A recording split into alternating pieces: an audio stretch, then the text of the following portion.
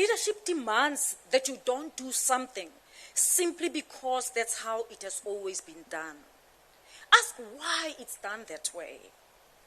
The same principle applies to flying business class with university money, having bodyguards, a chef, and many other things. I'm sure you know I rejected all of them. I refused to have a driver, to have a bodyguard, even to fly business class. People who reported to me were not so impressed because if I don't fly business class, how can they?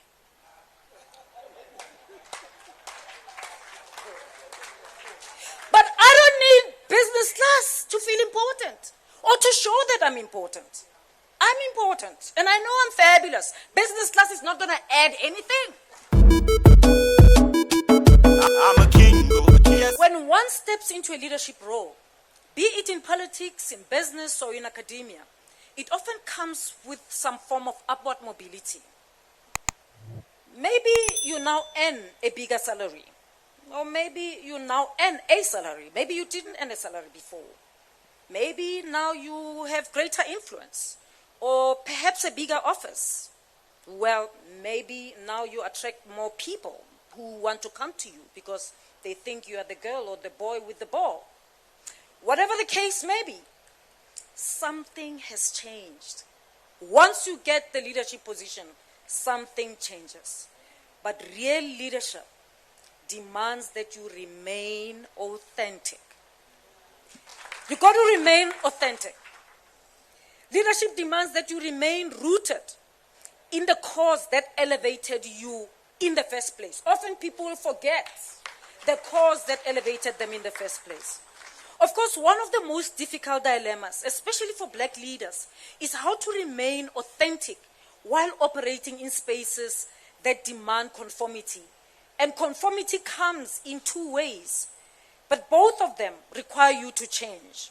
On the one hand, conforming can be a serious challenge, like being expected to speak in monotone or wear clothes that are seen as professional or by those who colonized us, like, this is not how people at your level, how VCs dress up, or how VCs wear their hair, or braid your hair a certain way and avoid afros because they're a little bit controversial.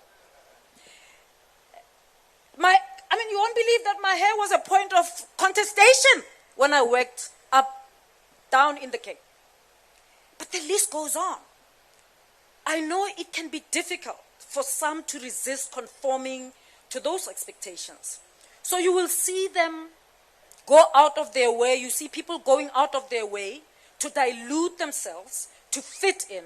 But trust me, it is very easy not to conform to all that. All that Eurocentric professionalism nonsense, especially with social media giving us the platform to express ourselves, and organizations like the EFF available to come to our rescue, because we are black people, and so there's no point to be apologetic. Your short, kinky hair is absolutely legit. The more dangerous and far more seductive form of conformity is the one that offers comfort, prestige, and personal benefit. You know, the spoils that come with the position. It is far more difficult for people, especially black people, to resist, precisely because the spoils rewards compliance. When I became VC of UCT, and I saw that 2 million rand was budgeted for my inauguration, I asked myself, why are we spending so much money? Where are the decolonization people? You talk about decolonizing higher education, curriculum. Nobody talks about decolonizing the executive. Everybody wants to have an inauguration. And I said, why should I have this? And I was told, this is the way it is done. And it's the way it's supposed to be done from time immemorial. And I was asked to write a motivation as to why I don't want to have it. Of course I did. I was expected to accept the nonsensical justification that it's tradition because the event was in my honor. So I was supposed to be impressed.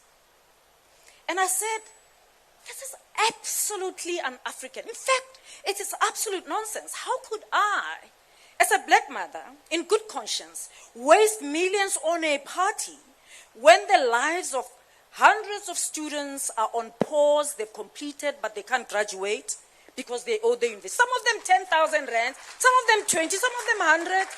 And I'm going to have a party for more than 2 million. It doesn't make sense.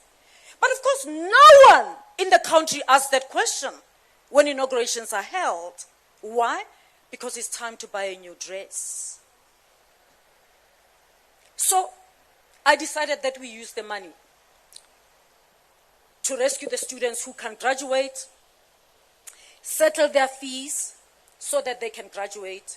And they said, but during the inauguration, there are other formalities we do. The chancellor has to put the gown on you and you go to sign a book. And I said, when those students that we've rescued graduate, I will sign the book and Gracia Machel must come and put the gown on me. And I will be the guest speaker on the graduation ceremony for those students. Leadership demands that you don't do something simply because that's how it has always been done. Ask why it's done that way. The same principle applies to flying business class with university money, having bodyguards, a chef, and many other things. I'm sure you know I rejected all of them. I refused to have a driver, to have a bodyguard, even to fly business class. People who reported to me were not so impressed because if I don't fly business class, how can they?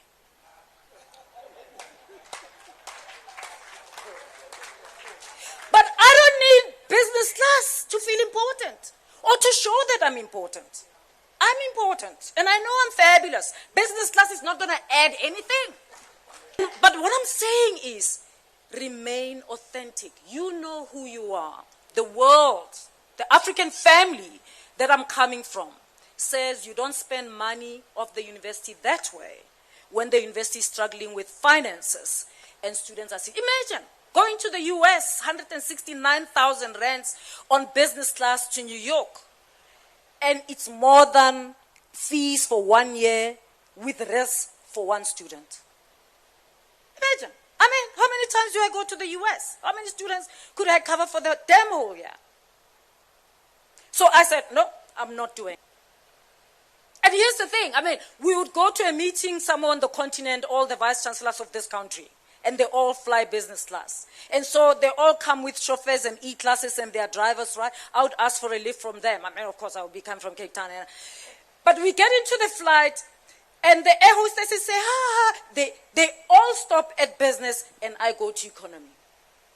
But nobody wants to hear anything from them. Everybody wants to know what I am thinking. And that's more important than being seen to be important. We must separate between necessity and entitlement. If we don't examine what those who colonize us called tradition or convention, we will just keep repeating old mistakes. And I really want to challenge us. Next time we talk about decolonization, it's not just the curricula or ways of teaching, it's the executive as well. Ways of managing, ways of leading. I mean, when you get into the office, you find things, and they are colonial. You find traditions, ways of being seen, and they are colonial. But they are not challenged, because black people want to keep them sacred, because just in case I get in there one day myself. If we don't examine what those who colonize us call tradition or convention, we will just keep repeating the same mistakes. Leadership requires interrogation. As a leader, every decision you make must be subjected to moral scrutiny. Leadership demands that you stand firm in your principles, that you make decisions based on what is right rather than what is popular or convenient. Just because people have been wearing suits and glamorous dresses in parliament for hundreds of years does not mean you can't go there with your overalls and gumboots, and the EFF has proven that to us. People used to babara mapepe, to parliament, and EFF has debunked all of that. Your leadership should not change you into someone detached from the struggles of the people you represent. Instead, it should deepen your commitment to them. You must commit to your cause and stand your ground in protecting it, regardless of any form of pressure. I, for one, have been very passionate about young people and their development. I believe in young people and am willing to go all out to protect them. That's not to say they are clean, they are perfect, blah, blah, no. So when I started VC, I'm like, in my tenure, remember that was 2018 July, right? And that's the year that the exam was written on the rugby field because Fees Must Fall was still on. And I said, in my tenure, I will never call police or private security. And my executive said, hello? Remember that I hadn't appointed these executives. I found them there, many of them, right? And they said, but why? What are we going to do? And I said, we've got to engage. We've got to engage. And of course, there are going to be protests, right? But the reason I don't want to do that is because I don't want to criminalize students. You know, when you have a protest about something small as this, and you call private security or police, hey, the thing increases, it gets this big. Because either somebody is going to get arrested or students are going to fight with private security, there's going to be injuries, and now some people must be prosecuted. Some people are going to end with criminal cases on their records. And then they can't be lawyers, they can't get this or that. They did that when they were 21. When we could have solved the problem differently. And indeed, in all the 4.5 years I was there, I didn't call private security or police. But of course, 5 days after I left, the students were bloody shambaked by police. Good for them. They didn't even say goodbye when I left.